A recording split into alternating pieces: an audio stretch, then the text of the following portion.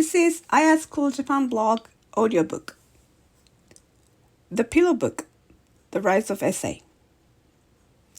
Happy New Year!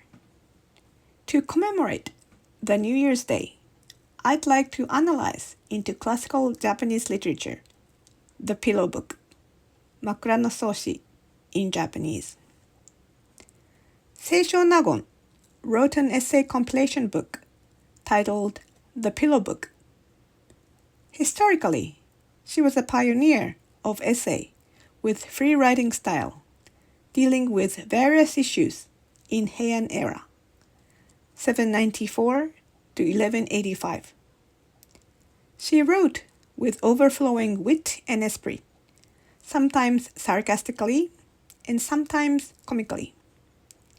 I personally adore the style she established. From ancient times, Murasaki Shikibu, a woman novelist who wrote a masterpiece of love story of 54 volumes titled The Tale of Genji, and Seisho Nagon, who is a pioneer lady of essay, have been compared and contrasted. Murasaki Shikibu is often mentioned as a lyrical and emotional storyteller, while Seisho Nagon is described as a high-spirit and ingenious writer. I took the Pillow Book from a bookshelf of my late father. Let me introduce you an essay of Spring Dawn. I did the English translation. In spring, the dawn is supreme. Mountain lines come to look clear from misty white, and purplish clouds are thinly floating, making the lines a little brighter. In summer, night is supreme. Needless to say, the moontime is beautiful. But also, in darkness, plenty of fireflies flying around is stunning. And it's poetic, just one or two flying across slightly shining. Rainfall is tasteful as well. In autumn, the sunset is supreme.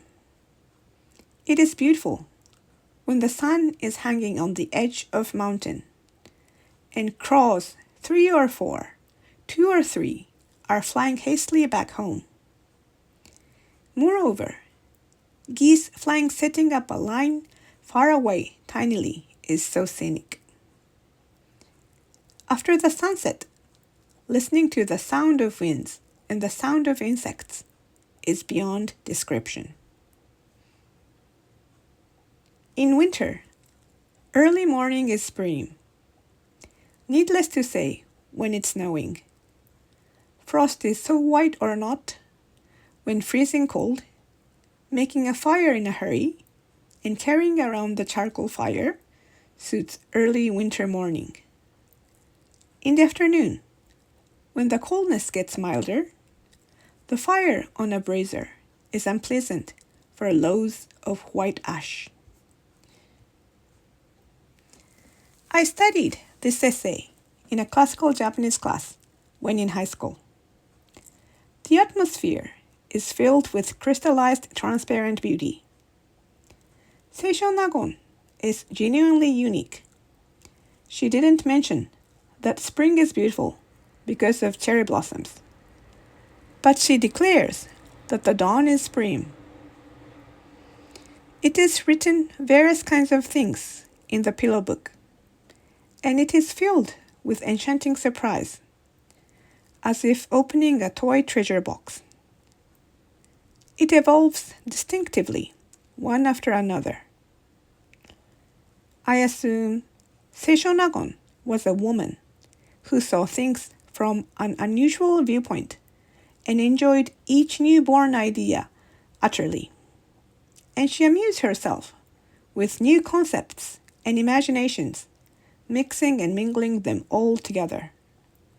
The intellectual playstyle was her own, and at the same time, she possessed poisonous stings without hiding. Not only beautiful and crystal clear sentences, she also wrote bashings and sarcasms quite bluntly. However, the authenticity of the pillow book is that it didn't decline into ugly nor low brow, but is embedded with some sort of brightness. Many of women literature in Heian era are damp and sissy. Often the times, authors wrote their sufferings and agonies, and they tend to end up with seeking for Buddhism salvation. On the contrary, the pillow book is filled with wondrous brightness and brilliance. That's the reason why it has been read and cherished more than 1,000 years.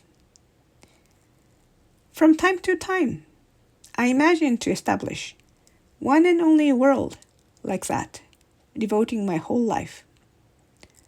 The pillow book, Makura no Soshi, is far, far away, far, far beyond to reach, even though looking up such an exquisite literature that is sparkling luminously is so rejoicing.